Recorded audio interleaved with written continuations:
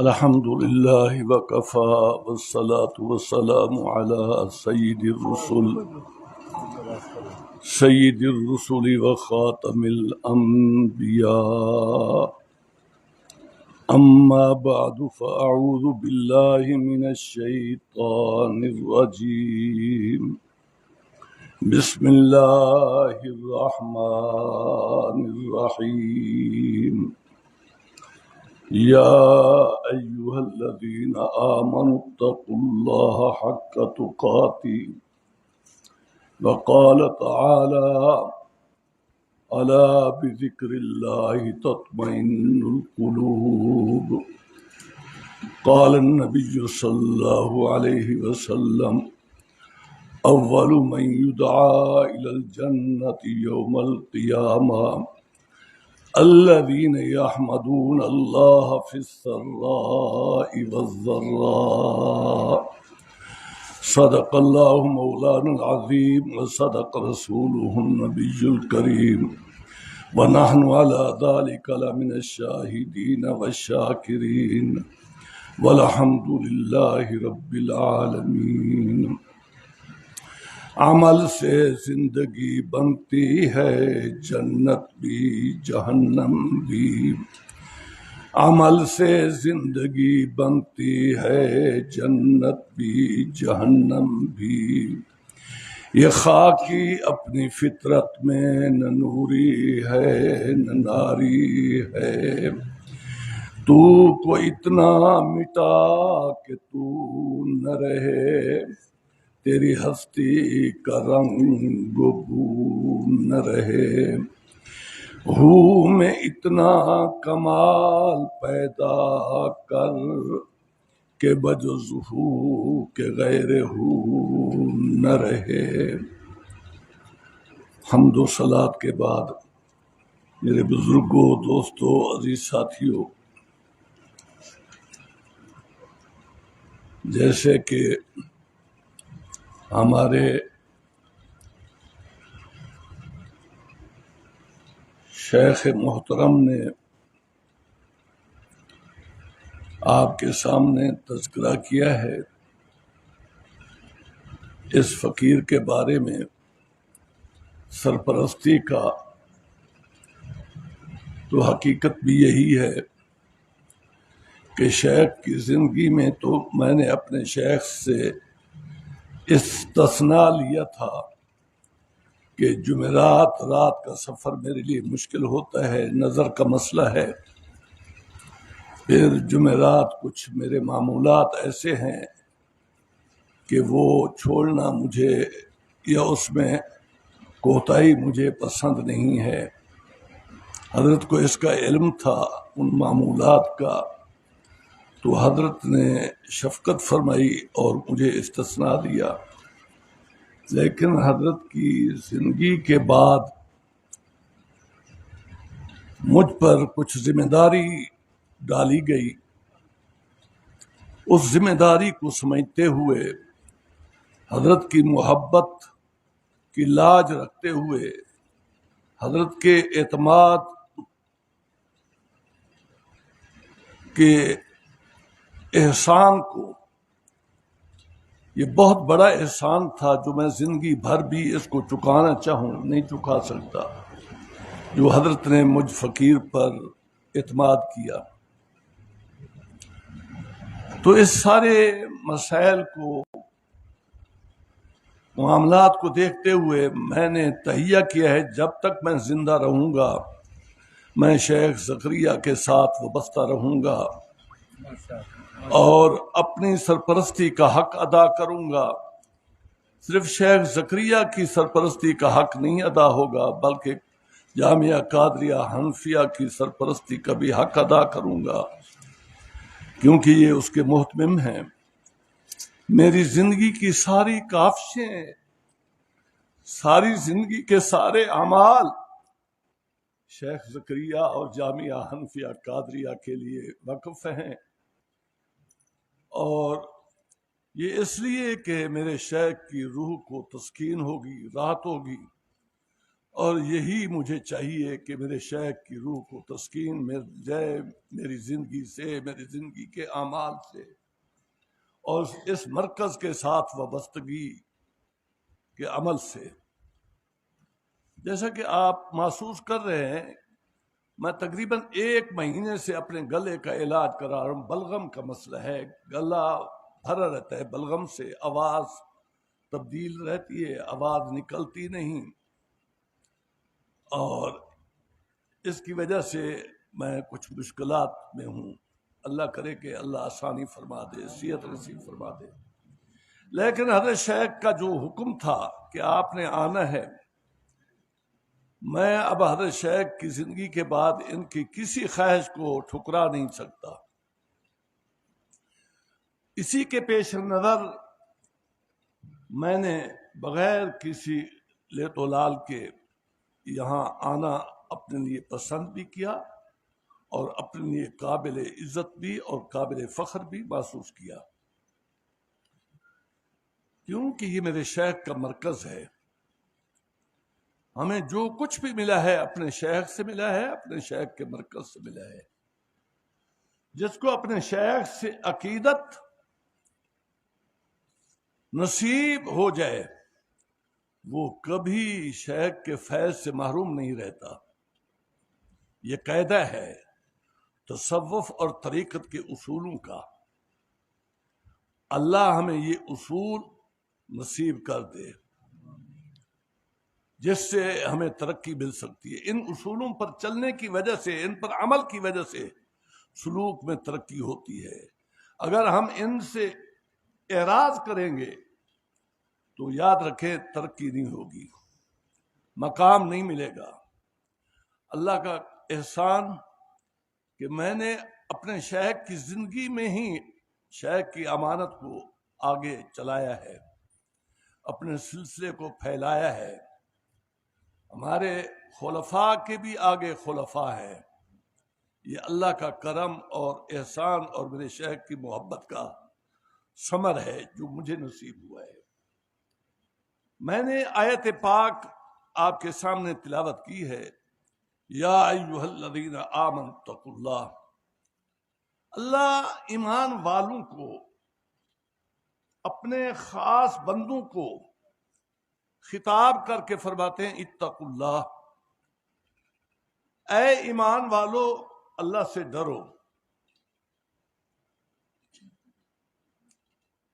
اور آگے فرمایا حق تقاتی، جیسا کہ اس سے ڈرنے کا حق ہے۔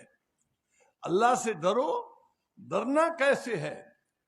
فرما دیا حق تقاتی، جیسا کہ اس سے ڈرنے کا حق ہے ایسا ہی ڈرو۔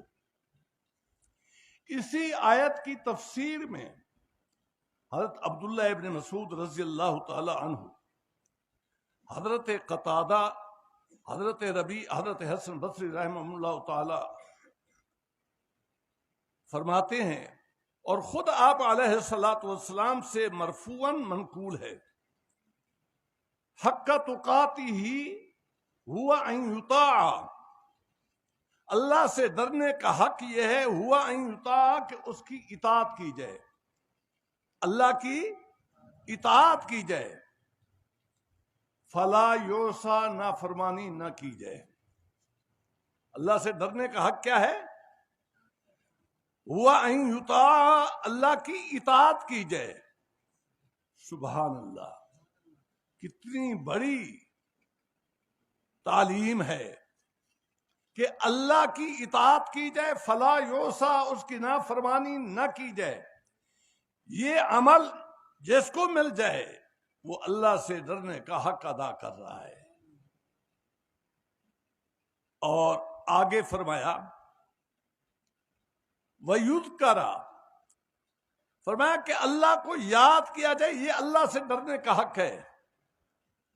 اللہ کو یاد کیا جائے، اللہ کی یاد بڑی دولت ہے۔ اللہ کی یاد جس کو نصیب ہو جائے وہ بڑی دولت ہے۔ جیسے کہ شیخ زکریا صاحب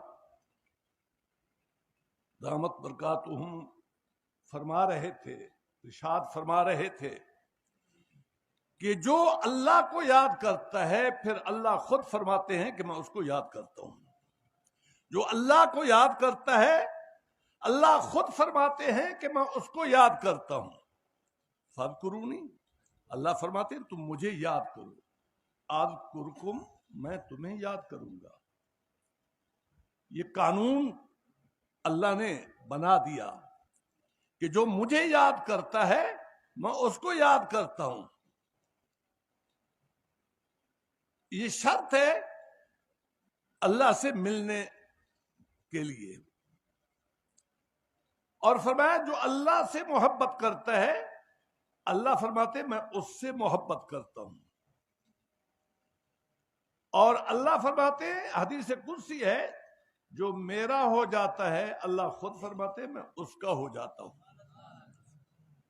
جو مجھ سے محبت کرتا ہے میں اس سے محبت کرتا ہوں. جو مجھے یاد کرتا ہے میں اسے یاد کرتا ہوں. جو میرا ہو جاتا ہے میرے اللہ فرماتے میں اس کا ہو جاتا ہوں. من کان للہ کان اللہ لہ، حدیث قدسی ہے. میں جو میرا ہو جاتا ہے میں اس کا ہو جاتا ہوں. تو حق تقاتی، اللہ سے ڈرو جیسا کہ اس سے ڈرنے کا حق ہے. وہ کیا ہے؟ فرمایا وَيُذْكَرَ، اللہ کو یاد کیا جائے. فلا ينسا، اس کو بھلایا نہ جائے. فلا ينسا، اس کو بھلایا نہ جائے. کیوں؟ کہ وہ بھلانے کے لائق نہیں ہے. وہ بھلانے کے لائق نہیں ہے، وہ یاد کرنے کے لائق ہے. صوفیاء سالکین کو ایک تعلیم دیتے ہیں تزکیہ کے لیے، تقوی کو حاصل کرنے کے لیے، رب کی معرفت کو حاصل کرنے کے لیے. کیا کہتے ہیں؟ سبحان من یرانی، سبحان من یرانی. بیٹا اس سبق کو یاد کرو اور تم یہ تصور کرو، یہ یقین کرو، سبحان من یرانی، پاک ہے وہ ذات جو مجھے دیکھ رہی ہے. پاک ہے وہ ذات جو مجھے دیکھ رہی ہے. جب سالک کو یہ سبق یاد ہوتا ہے، جب یہ اس کا تصور پختہ ہوتا ہے کہ میرا رب مجھے دیکھ رہا ہے، پھر بہت مشکل ہے کہ برا کرے، بہت مشکل ہے گناہ کرے، بہت مشکل ہے بے حیائی کرے. ایک صوفی صاحب تھے، اس کو طلب تھی، اس کو خواہش تھی کہ میرا تزکیہ ہونا چاہیے، میری اصلاح ہونی چاہیے اور مجھے رب کی معرفت حاصل ہونی چاہیے. وہ اللہ والے کے پاس آئے. طلب سچی تھی، جذبہ سچا تھا، دل میں اخلاص تھا، کسی اور غرض کو سامنے نہیں رکھا تھا. ایک ہی غرض تھی کہ رب کی پہچان ہو جائے، رب کی محبت حاصل ہو جائے، رب کی معرفت حاصل ہو جائے. شیخ کامل کے پاس آیا کیونکہ مخلص تھا. کچھ دن رہا حضرت کی صحبت میں، کامل بن گیا.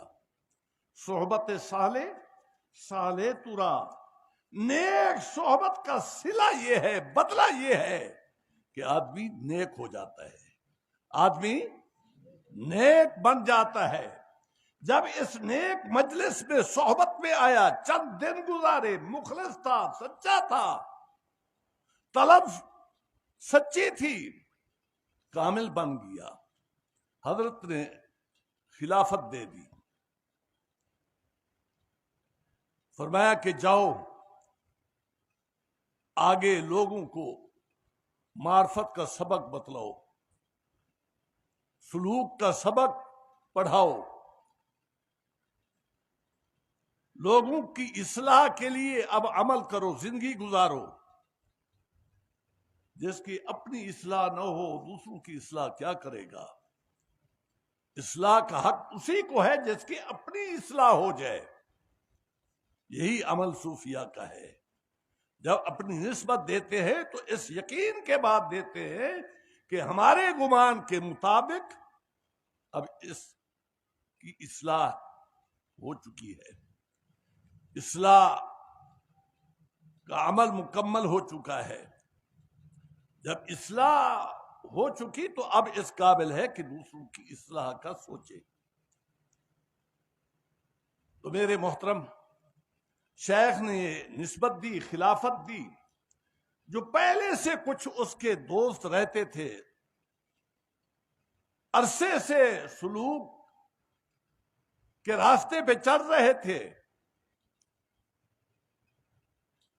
ان کو جیلش پیدا ہوئی، حسد پیدا ہوا، دل کے اندر خیال پیدا ہوا کہ ہم عرصے سے تعلق رکھ رہے ہیں، ہمیں تو نسبت نہیں ملی. یہ کل آیا اور نسبت بھی مل گئی. کیوں؟ یہ تو ہمارا حق تھا.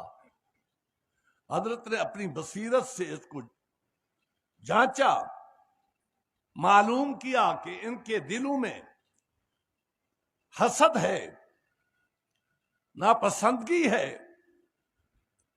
عربی کا محاورہ ہے ما خلا جاسد عن حاسد. کوئی جسم، کوئی وجود ایسا نہیں جو حسد سے خالی ہو. جو حسد سے اتنا ہے کہ نیک ہے تو حسد تھوڑا ہوگا ضرور. اگر بد ہے تو حسد سے بھرا ہوا ہوگا، کینے اور بغض سے بھرا ہوا ہوگا. بس اتنا فرق ہے کہ نیک ہے تو اس کا حسد تھوڑا ہوگا ضرور. تو جب حضرت شیخ کو یہ معلوم ہوا کہ ان کے دلوں میں حسد پہنچ چکا ہے، ان کو یہ ناپسندگی آ چکی ہے میرے اس عمل سے. حضرت حکیم تھے، بیماریوں کا علاج کر سکتے تھے، بتا سکتے تھے، مرض بتا سکتے تھے. تو حضرت نے سب کو بلایا. لکھا ہے کہ سب کے ہاتھ میں ایک مرغا دیا، پلیٹ دی اور چھری دے دی، اور سب سے کہا کہ جاؤ ایسی جگہ اس کو ذبح کر کے لانا ہے جہاں کوئی دیکھ نہ رہا ہو. جہاں کوئی دیکھ نہ رہا ہو وہاں جاؤ، ذبح کرو اور میرے پاس لے آؤ. سب چلے، خوش ہو گئے. بڑا آسان عمل ہے حضرت نے جو بتلایا. آج مرغے ذبح ہو رہے ہیں، مرغے بھی کھائیں گے اور حضرت کا حکم بھی پورا ہوگا. تو سب گئے، دیکھا کہ یہاں دیوار ہے، آڑ ہے، کوئی نہیں ہے، ذبح کر دیا. دیکھتا یہاں درخت ہے، گھنا درخت ہے، بوٹا ہے، کوئی نہیں ہے دیکھنے والا، وہاں ذبح کر دیا. کسی سائے کو، کسی آڑ کو، کسی دیوار کو، کسی درخت کو، کسی بوٹے کو دیکھا اور اس کی آڑ میں ذبح کر کے شیخ کے پاس لے آئے. یہ جو نیا ساتھی تھا ان کا، جس کو حضرت نے نسبت دی تھی، اس کو دیکھتے ہیں کہ جہاں جا رہا ہے وہ ایک ہی بات کہتا ہے. جہاں بھی دیکھ رہا ہے، ادھر گیا تو یہی آواز، یہاں بھی دیکھ رہا ہے، ادھر گیا یہی بات، یہاں بھی دیکھ رہا ہے، اور اونچی آواز سے کہہ رہا ہے، سب کو سنا کر کہہ رہا ہے. جہاں جاتا ہوں یہاں بھی دیکھ رہا ہے، یہاں بھی دیکھ رہا ہے، یہاں بھی دیکھ رہا ہے. کوئی جگہ خالی نہیں جہاں دیکھنے والا دیکھ نہ رہا ہو. یہ کہتے کہتے جنگل کی طرف پہنچ گیا، کیونکہ حضرت کا حکم تھا کہ ایسا کرو، ذبح کر کے لاؤ، لیکن جہاں کوئی نہ دیکھ رہا ہو. تو جنگل میں پہنچ گیا. شاید وہاں کوئی ایسی جگہ مل جائے جہاں دیکھنے والا نہ دیکھے، لیکن وہ تو ہر جگہ دیکھ رہا ہے. یہ سارے واپس آ گئے. پوچھا کہ وہ تمہارا ساتھی فرمایا کہ وہ ایک بات ہم اس سے سنتے تھے، یہاں بھی دیکھ رہا ہے، یہاں بھی دیکھ رہا ہے، یہاں، یہ کہتا کہتا ہم سے دور نکل گیا، جنگل کی طرف نکل گیا۔ حضرت نے فرمایا کہ بس جاؤ اس کو پکڑ کر لے آؤ، اس کو میرے پاس لے آؤ، اگر تم نے دیر کی تھی تو وہ زندگی میں تمہیں دوبارہ ملے گا نہیں، کیونکہ اس نے شیخ کے حکم کو پورا کرنا ہے لیکن یہ حکم پورا نہیں کر سکے گا، جہاں جائے گا دیکھنے والا تو دیکھ رہا ہے، جاؤ اس کو پکڑ کر میرے پاس لے آؤ۔ اور یہ دوڑے ہوئے گئے، جا کر اس کو پکڑا کہ حضرت شیخ بلا رہے ہیں، آؤ۔ جب حضرت شیخ کی خدمت میں اس کو لے کر آئے، شیخ نے پوچھا بیٹا تو نے ذبح نہیں کیا، یہ سب ذبح کر کے لائے ہیں، تو نے ذبح کیوں نہیں کیا؟ رو کر کہنے لگا حضرت آپ نے ایک شرط لگائی تھی کہ وہاں ذبح کرنا ہے جہاں کوئی دیکھ نہ رہا ہو، میں جہاں جاتا تھا میرے رب مجھے دیکھ رہا تھا، میرے رب مجھے دیکھ رہا تھا، میں کیسے ذبح کرتا؟ حضرت نے سب کو مخاطب کر کے فرمایا یہی تم میں اور اس میں فرق ہے، اس نے اپنے رب کو پہچان لیا ہے کہ میرا رب وہ ہے جو مجھے دیکھ رہا ہے، کوئی وقت ایسا نہیں، کوئی سانس ایسا نہیں جب وہ نہ دیکھ رہا ہو، اور تمہیں یہ مقام نہیں حاصل ہو سکا، تمہیں یہ مقام نہیں حاصل ہو سکا۔ ایسے آدمی کو جب یہ مقام حاصل ہو جاتا ہے کہ جلوت میں بھی وہ یہ سمجھتا ہے کہ میرا رب مجھے دیکھ رہا ہے، میں کیسے بیٹھا ہوں، خلوت میں جائے تو وہ یہ یقین کر رہا ہے کہ میرے رب مجھے خلوت میں بھی دیکھ رہا ہے۔ حدیث پاک کے اندر آتا ہے کہ 7 آدمی اللہ کے عرش کے سائے کے نیچے ہوں گے، ان میں سے ایک آدمی وہ بھی ہے جس کو خلوت کے اندر، تنہائی کے اندر، تنہائی کے ساتھ پردوں کے اندر، حسن و جمال والی، نسب والی، خاندان والی، صورت والی، شکل والی نوجوان لڑکی گناہ کی دعوت دے رہی ہے، لیکن یہ اس کو جواب میں کہتا ہے انی اخاف اللہ، مجھے رب سے ڈر لگتا ہے، میں اپنے رب سے ڈرتا ہوں، کیونکہ اس کو یہ یقین ہے کہ میرے رب مجھے دیکھ رہا ہے۔ گناہ اس وجہ سے کرتے ہیں یہاں کوئی دیکھنے والا نہیں ہے، کوئی بھی ہو، کسی کو دیکھا ہے کہ وہ سب کے سامنے گناہ کرے، بدکاری کرے؟ مشکل ہے، ممکن ہی نہیں ہے۔ جب بھی بدکاری کرے گا، برائی کرے گا، گناہ کرے گا، اسی سوچ کے تحت کرے گا کہ یہاں کوئی نہیں دیکھ رہا، پھر وہ گناہ کر گزرے گا۔ جب اس کو یہ یقین ہو جائے کہ مجھے دیکھنے والا دیکھ رہا ہے کہ میں کیا کر رہا ہوں، پھر وہ گناہ نہیں کرے گا۔ روایات میں آتا ہے، تاریخ کی کتابوں میں، شیخ عبد القادر جیلانی رحمت اللہ علیہ کو اس کی ماں نے علم دین پڑھنے کے لیے قافلے کے ساتھ بھیجا، کچھ پیسے، کچھ رقم بھی اس کو ساتھ دی، اور نصیحت کی بیٹا جھوٹ نہیں بولنا، بیٹا جھوٹ نہیں بولنا۔ راستے میں رات پڑی، قافلے والوں نے پہراؤ کیا، اور پھر صبح ہوگی تو پھر چلیں گے، پہراؤ کیا تو اسی موقع کے انتظار میں ہوتے تھے لوٹنے والے، وہ آئے، انہوں نے قافلے کو لوٹ لیا۔ یہ معصوم بچہ تھا، قرآن پڑھنے والا تھا، دین پڑھنے والا تھا، رب کو یاد کرنے والا تھا، حسین تھا، ماں حسین، باپ حسین، بیٹا بھی حسین۔ تو وہ جو سردار تھا ڈاکوں کا، اس کو خیال آیا، بچے سے دل لگی کرنی شروع کر دی، کہا کہ بیٹا تیرے پاس بھی کچھ ہے؟ مذاق ہی میں، دل لگی میں۔ حضرت فرماتے ہیں کہ جی ہاں میرے پاس ہے۔ یہ دل لگی بڑھتی گئی، حضرت یہی کہتے گئے کہ میرے پاس ہے۔ جب زیادہ اصرار ہوا تو حضرت نے، انہوں نے کہا کہ پھر کہاں ہے؟ پھر حضرت نے وہ پیسے نکال کر دے دیے کہ یہ میرے امی نے مجھے دیے تھے، کوئی خوف نہیں ہے کہ میں ایسا کیوں کر رہا ہوں۔ اس عمل کے بعد اللہ نے اس کو ہدایت دینی تھی، وہ جو سردار تھا ڈاکو کا، اس نے کہا کہ بیٹا تو معصوم تھا، ہمارا تو دل میں یہ تصور خیال نہیں تھا کہ ہم تجھے لوٹیں گے، تو پیارا بچہ ہے، ہمارے بیٹوں کی طرح ہے، ہم نے تجھ سے مذاق کی اور تو نے سچ کہا۔ کیوں کہا؟ تو نے سچ کہا اور کیوں کہا؟ جب اللہ ہدایت دیتے ہیں تو ایسے بہانے بناتے ہیں۔ تو اس نے جواب دیا حضرت شیخ نے کہ میری والدہ نے مجھے کہا کہ بیٹا جھوٹ نہ بولنا۔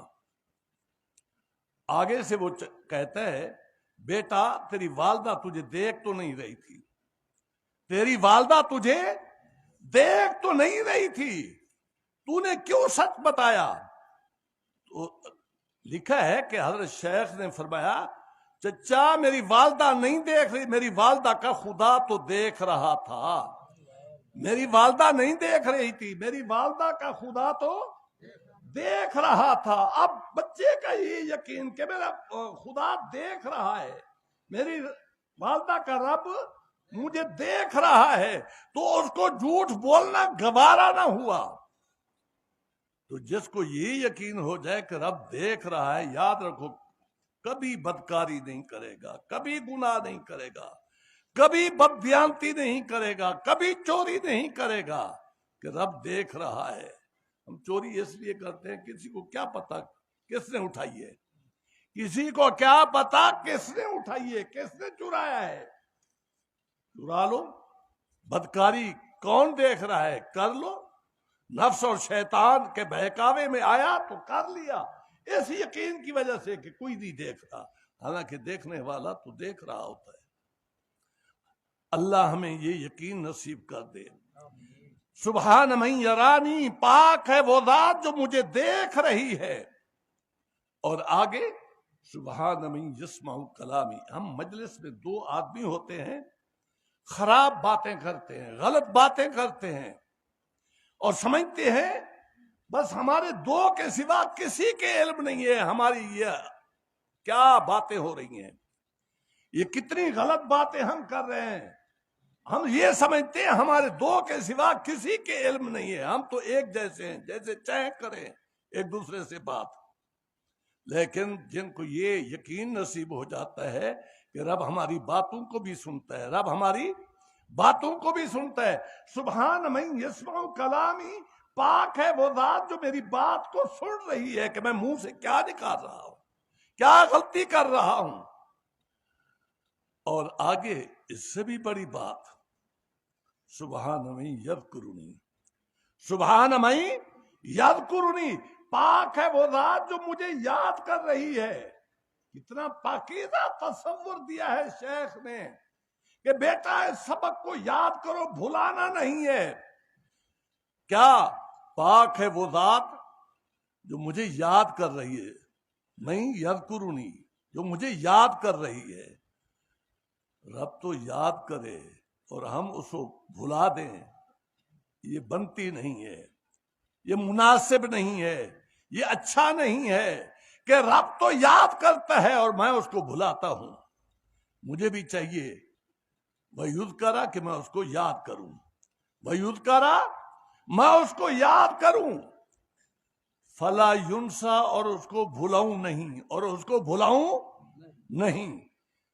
یہ ہے حق کا تقاتی، یہ ہے اللہ سے ڈرنے کا حق، یہ ہے کہ اللہ کو یاد کیا جائے اور بھلایا نہ جائے، یہ اللہ سے ڈرنے کا حق ہے۔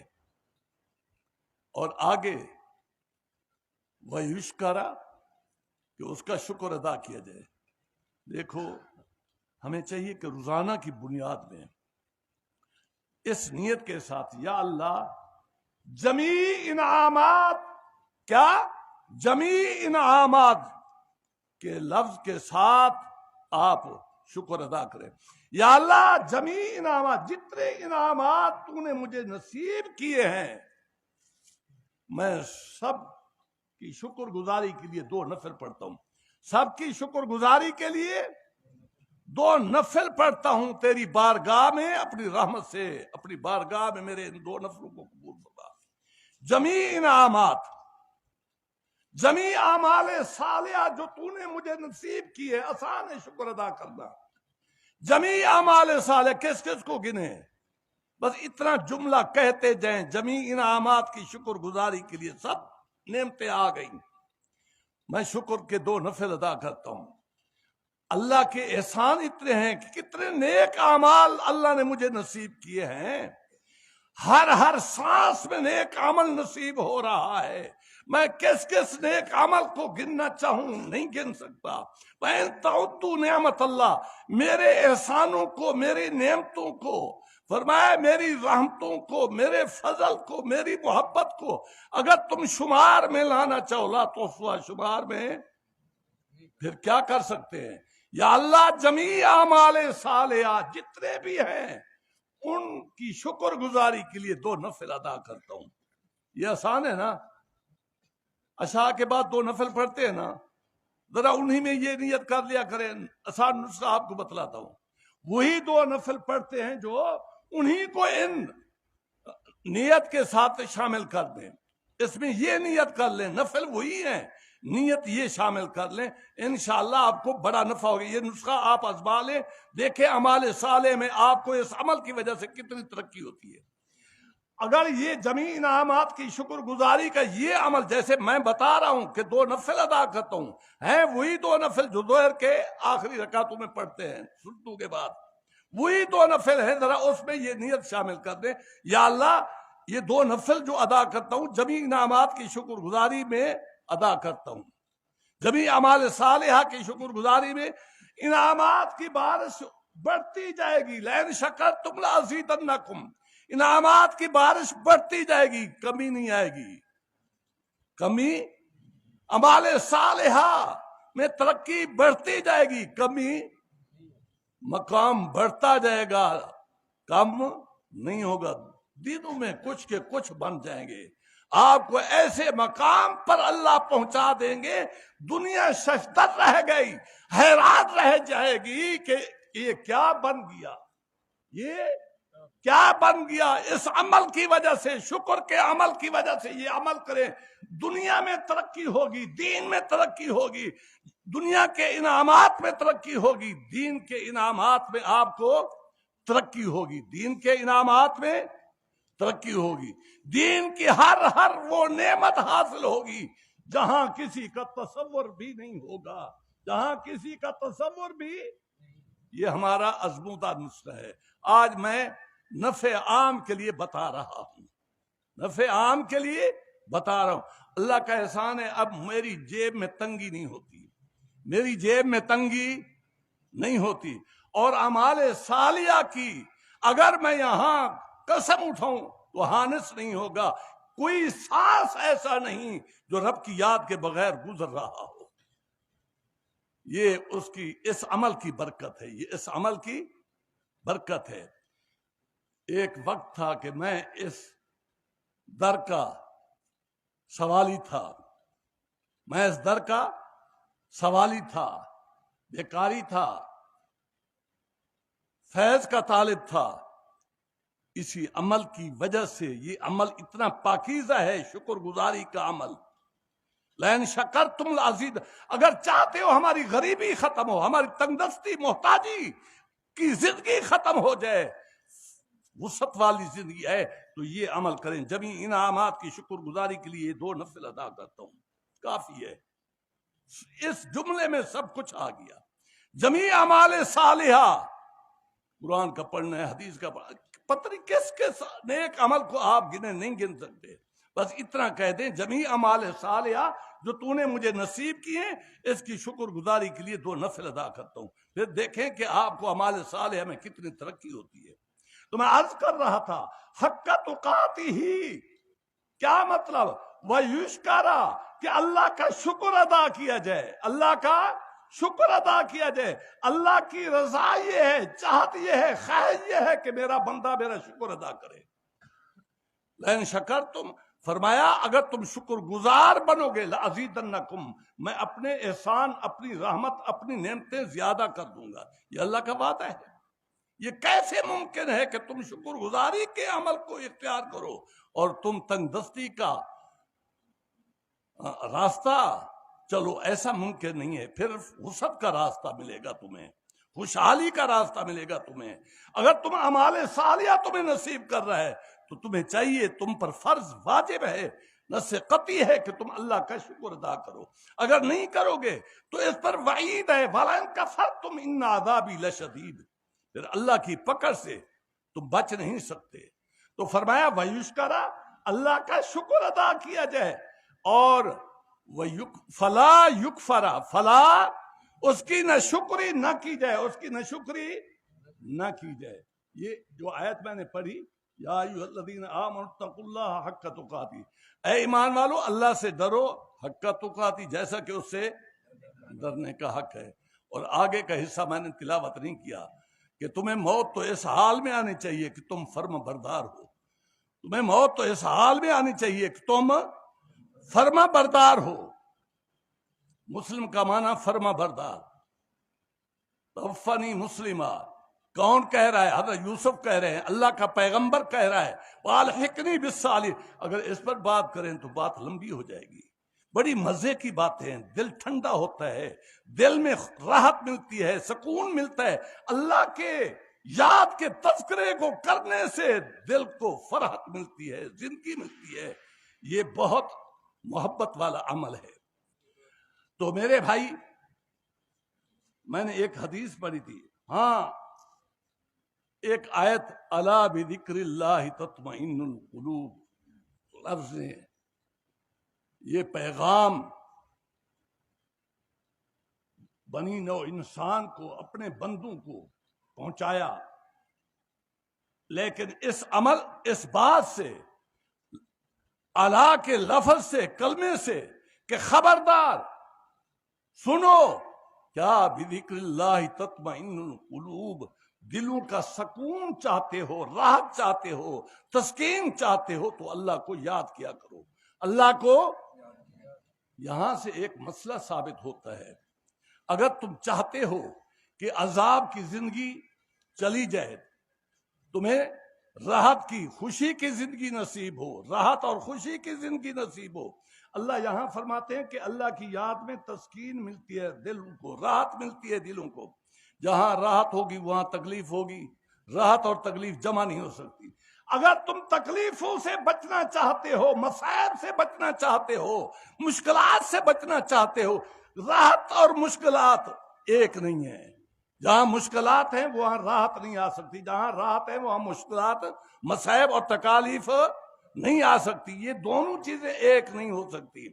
تو راحت کی زندگی اگر پانا چاہتے ہیں، خوشحالی کی زندگی، عیش کی زندگی پانا چاہتے ہیں، تو اللہ فرماتے ہیں کہ میری یاد میں رہو، میری یاد میں رہو۔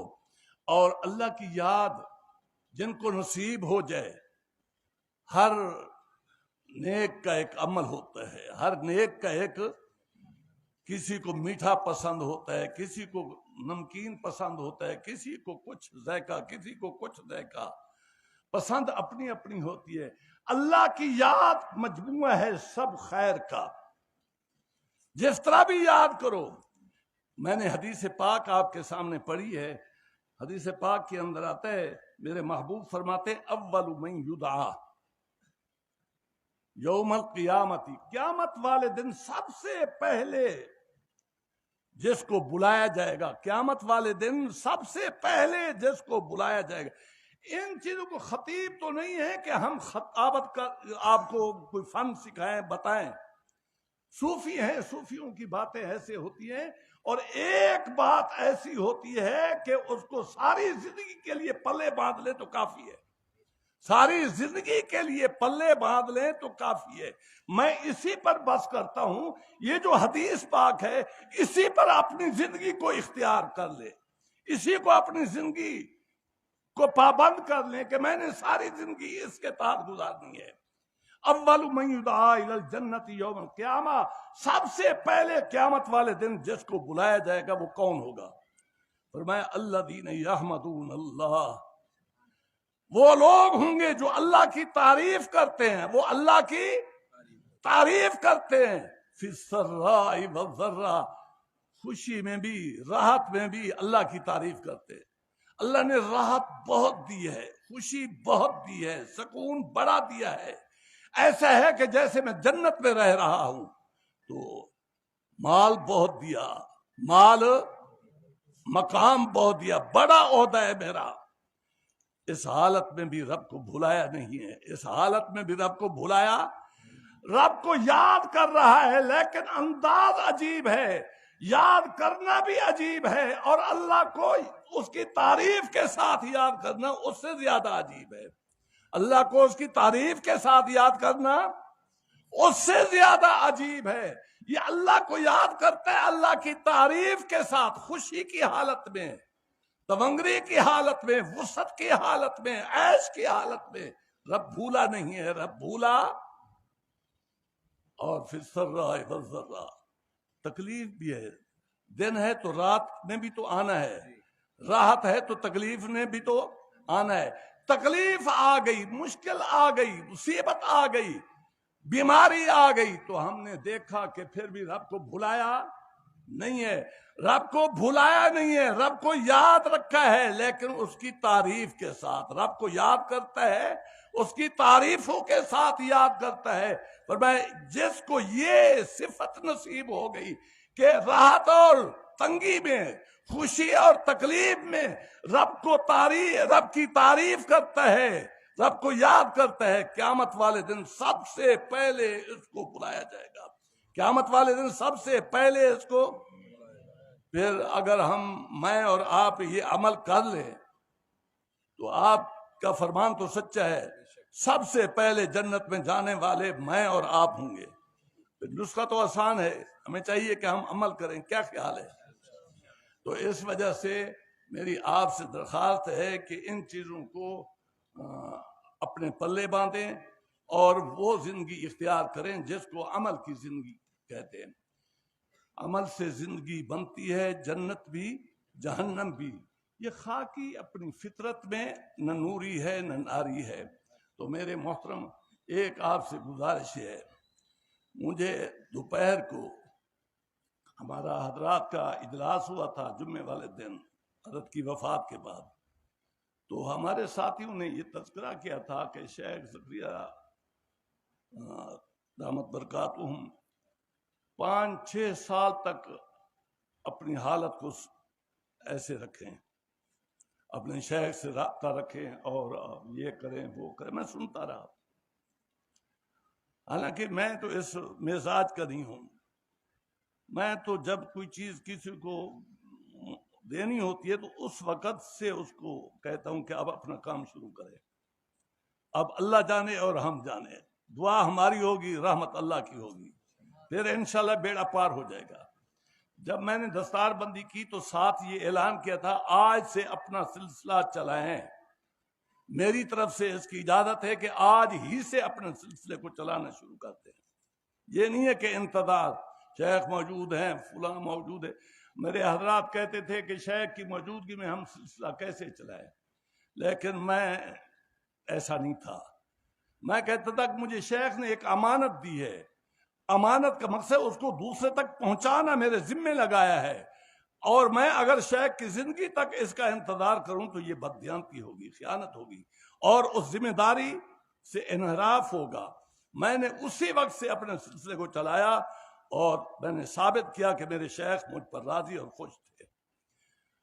ایک دفعہ میں آیا یہاں دفتر کے سامنے، گاڑی کو کھڑا کیا، میں کیری سے اترا، دروازے پر آیا، میرے شیخ دروازے پر کھڑے تھے، مسجد میں بیٹھا ہوں۔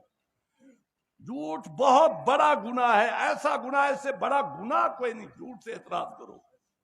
حضرت شیخ عبد القادر جیلانی کی امی نے اپنے بیٹے کو سب سے پہلی نصیحت کی، بیٹا جھوٹ نہیں بولنا۔ ہم پیر ہو کر، مولوی ہو کر، عالم ہو کر جھوٹ بولے، یہ نامناسب ہے، یہ اچھا عمل نہیں ہے۔ تو میرے شیخ، میں دروازے پر آیا تو شیخ موجود تھے، حلفاً کہہ رہا ہوں، میرے شیخ نے کہا ہے تیرے استقبال کے لیے میں دروازے پر کھڑا ہوں، تیرے استقبال کے لیے میں دروازے پر کھڑا ہوں۔ پھر ایک دن کی بعد عصر کے وقت آیا، یہاں جماعت کھڑی تھی، حضرت تو جماعت کے ساتھ تھے، میں دفتر میں نماز پڑھتا ہوں، میں واش روم میں گیا، باہر سے آیا تھا دور سے، تو واش روم سے وضو کر کے جب میں دفتر میں آیا تو حضرت شیخ دروازے کے اندر ان ہو گئے تھے، میں آ کر ملا، میں حلفاً کہہ رہا ہوں، میرے شیخ کیا ہفتہ 2 ہفتے کی شاید پہلے بات ہوگی، میرے شیخ نے فرمایا تو اکیلا لاکھ سے زیادہ ہے، تو اکیلا لاکھ سے زیادہ ہے، یہ الفاظ دوہرا دوہرا کر کہے۔ تو میرے بھائی، تو میں تو اس مزاج کا نہیں ہوں کہ کوئی کسی چیز کی اجازت دی جائے پھر اس کو انتظار کے 10 سال تک تو ایسے رہے، ایسا نہیں ہے۔ اس وقت بھی یہی کہا تھا، آج پھر شیخ نے یہی تذکرہ کیا کہ میں تو 5-6 سال ایسے رہوں گا۔ تو میں نے کہا، گاڑی میں تھے تو میں نے کہا یہ مناسب نہیں ہے، جب وہاں پہنچیں گے تو پھر۔ اب مجھ تک یہ رپورٹ آئی ہے کہ یہاں علاقے کے کافی حضرات شیخ زکریا سے بیعت ہونا چاہتے ہیں، اور یہ ثابت کرے گا وقت کہ اللہ کی رحمت، میرے شیخ کا فیض اور میری دعا رنگ لائی۔ تو میں آج آپ سب کے سامنے ایک سرپرست کی حیثیت سے حکم دے رہا ہوں کہ ابھی سے، آج سے، اسی مجلس سے اپنا کام شروع کر دیں، لوگوں کو بیعت کریں، اللہ کا نام لیں۔ انہی لوگوں کی وجہ سے تکمیل ہوگی اصلاح کی، انہی تعلق والوں کے تعلق کی وجہ سے اللہ تکمیل فرمائیں گے اصلاح کی، اور مقامات عطا فرمائیں گے۔ آپ کو کیا معلوم کہ جب آدمی بیعت ہوتا ہے تو اس کا مقام کچھ ہوتا ہے، جب نسبت دی جاتی ہے تو وہ مقام بدل جاتا ہے۔ جب یہ عمل ہوتا ہے، کسی کو بیعت کرتا ہے تو اس سے بڑا مقام ملتا ہے۔ خود آدمی اس کو سمجھتا ہے کہ اب میں وہ نہیں ہوں، مجھے پرہیز کرنی ہے، مجھے ویسا اپنا بنانا ہے۔ وہ بنتا ہے اور اس کی فکر کرتا ہے، اس کو خیال آتا ہے کہ میرے تعلق والے مجھے کیا کہیں گے۔ ہم نمازیں پڑھتے ہیں، نوافل پڑھتے ہیں، شیخ تو نماز بھی پوری نہیں پڑھتا، نوافل بھی نہیں پڑھتا، اوابین بھی نہیں پڑھتا، اشراق نہیں، پھر سارے اعمال کرنے کی توفیق ہو جاتی ہے۔ تو میں آپ سے یہی گزارش کرنا چاہتا ہوں کہ جو شیخ سے بیعت ہونا چاہتے ہیں، بلا تردد کے، کسی خوف کے شیخ سے بیعت ہوں۔